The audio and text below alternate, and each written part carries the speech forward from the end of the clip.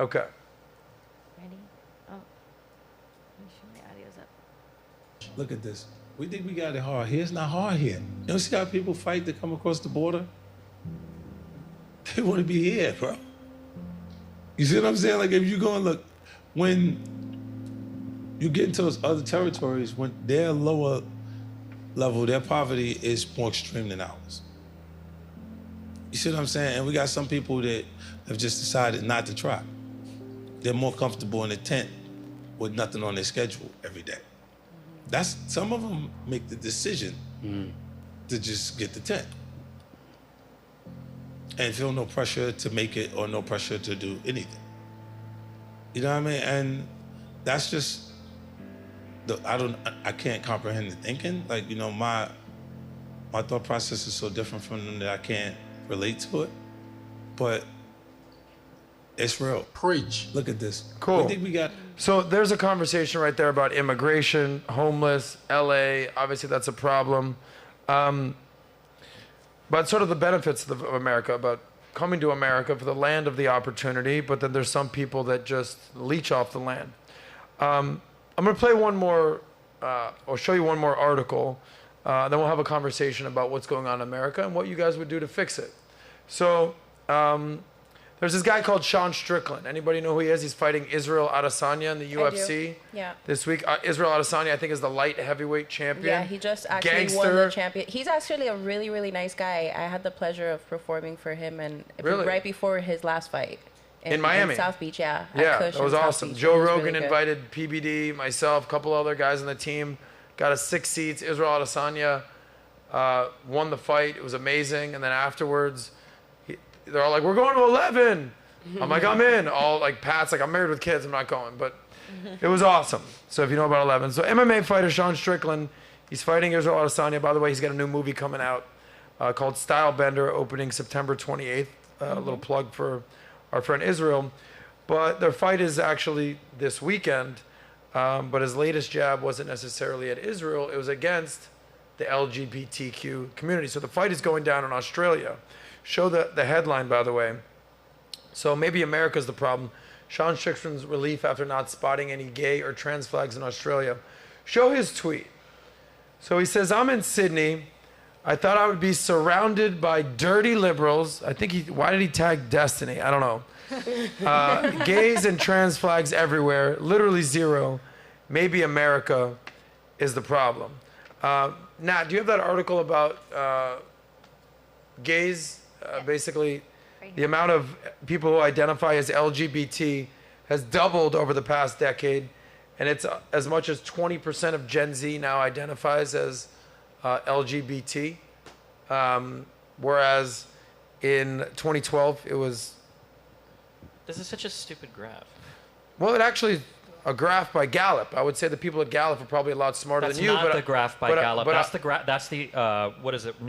NBC News interpretation. The graph by Gallup includes the breakdown of lesbian, gay, bi, trans, and queer. Which one do you think is carrying the huge uptick? Trans. Okay. Queer. No, it's fucking bisexual. Yeah, no, it's not bisexual. It is bisexual. No, it's not. Okay. We should find the full graph and look at it. Let's find the full graph. You saw the graph. So, but the point is, thank you, Destiny, for just rearing your ugly head into the culture war.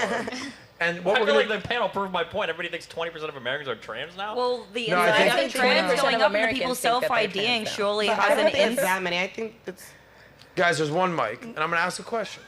Okay? And we're all going to get a chance to talk. Fight, okay? I know you're here to fight, especially when I come after the LGBTQ community. You get a little triggered. Right there. I might not have the blue hair, but I got the blue heart. Okay? I know you do. Yeah. Well, you must have, immigration that we're talking about. Your wife is stuck in Sweden. You've been vocal about how much taxes you've paid. You've been pretty critical about America. I bet you're trying to get your wife over to America right now. Anyway, with that being said, a lot going on in the news, good, bad, ugly about America. President Eric July, you are now been nominated, or you're being sworn in. You're now the President of the United States. What would you do to fix America and fix these culture wars that people are at each other's throats? I think that's the fundamental problem, is that people think that it's going to come from, often, be it some politician or something. I do believe that the issues that plague America are cultural. And they certainly start there. Even Breitbart understood that, so the politics is on the downstream of culture. So if you want to address these issues, it's not to say that politicians are, let's say, excused, because they certainly are. If anybody that watches my content know I'm always ragging on government, and if it was up to me, I'd abolish everything. But abolishing everything doesn't mean that the problems are going to fix itself, because they're not. It is very much a cultural issue, and I despise the fact that a lot of our conversations surrounding the issues that America faces, some politician being instilled or groups of politicians being instilled to implement something that will then resolve everybody's problems, especially financial, when oftentimes they were the ones that caused it. So, but I do believe that a lot of these issues, they're not going to come from government. It's going to come from people just, getting in step. Gotcha. Let's go around the room here. Anika. Hey, you got it right. First female president of the United States. Beautiful black woman. Thank you. What would you do to fix America? I kind of am like leaning towards what he said, where it's like people think it's gonna come from politicians, but I really do think it's people themselves. Like I think it's just an interperson problem. Like I feel like all the problems we have with the LGBTQ community, everyone being so against them, I feel like if it has nothing to do with I feel like people just have a problem not minding their business. I feel like that's just what the problem is in America. Okay. People are just, I don't know. President Bonnell, Destiny, you're defending the LGBT community. It's all good, rightfully so. I don't think we should be attacking these people. I think we should be understanding what's going on. I've been very critical of the T's. Stay the fuck out of women's locker rooms and stay away from the kids. Other than that, go be a T anywhere you want to be. What's your solution? I think the biggest problem we have right now is that we can't talk to each other or understand each other. I don't know what the policy would look like, but we have to have people that are willing to work across the aisle with other people and not be fucking unhinged when it comes to communicating with people that they disagree with politically. There's too many people, like that guy that tweeted earlier about how happy he was to see no flags. Yeah. Like, people will see somebody on the left and they get so triggered they turn into like a crazy right-leaning retard like that dude did. So I think that people being able to disagree with other people politically without driving into the most extreme opposite corner would be a really good Well, let me ask start. you, because I respect your opinion, but you just called him a right-leaning retard.